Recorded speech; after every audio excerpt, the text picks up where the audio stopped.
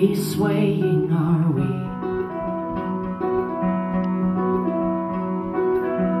The weeping willows leave these billows at sea.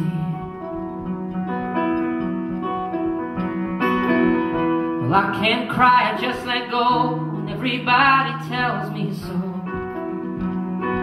Oh, but you don't smile like before.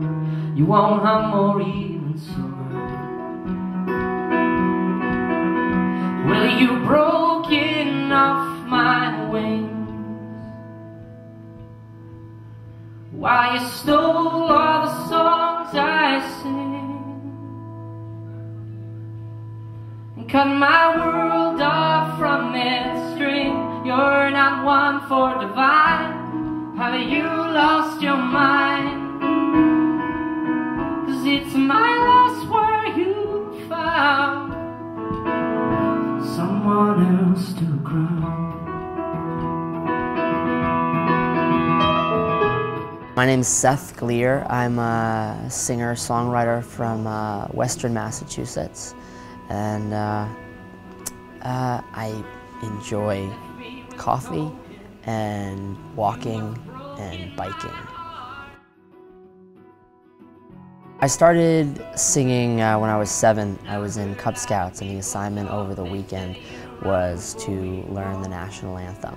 So I learned it, practiced, and sang, and then I was also a really avid hockey player. And I'm tiny, I'm small, I'm like 5 foot nothing. And everybody else was much bigger than I was, so checking became involved and I just got clobbered. But I still wanted to be part of the team, so I ended up singing the national anthem before the hockey games. And I guess I was always known, like, locally around town as the guy who would sing the national anthem for the sporting events. And after 9/11 is when I started songwriting. And that kind of just, I guess, took from there. Left me with tokens of you, what's broken my heart. I was in high school in my hometown and was doing music, and I was in all, like, the musical theater productions, and I would do all the musicals there. And then I guess I started growing up very quickly around 13 and 14, and I wanted to start writing songs and start playing. And I also started playing shows outside of school, which were kind of conflicts with the music department itself. So I ended up leaving the music department in that school and remaining in the school and bringing a guitar to school, and during study hall I would play and write songs. And I ended up getting suspended from that high school for that reason. It's my loss where you found someone else to crown.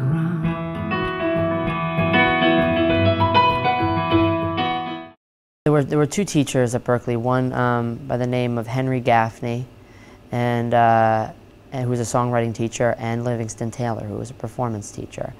And having those 2 people enter my life was really what changed my songwriting. And I was at the time writing a lot of songs about me, about either a relationship that I was in or how I was feeling. Usually they were pretty introspective songs. And when talking with Livingston and Henry Gaffney, I was kind of approached with this idea of writing a song from your perspective and through a sympathetic lens of someone that you completely disagree with. And I kind of understood the concept, but didn't really quite know where they were coming from. And at the same time, I listened to a Randy Newman record, just basically nonstop for about a week, and really understood or began to understand the concept of character and how that really dictates what Randy Newman's writing is about. So when it came to that, I ended up choosing George Bush as my character to write about. Well, it was about a year ago. It was in February of '08 when I wrote that song, and